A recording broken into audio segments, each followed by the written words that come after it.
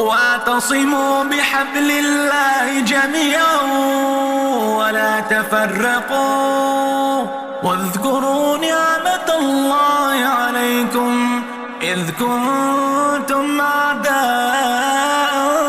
فألف بين قلوبكم فأصبحتم بنعمته إخوانا وكنتم على شفا حفرة من النار فانقذكم منها كذلك يبين الله لكم آياته لعلكم تهتدون ولتكن منكم أمة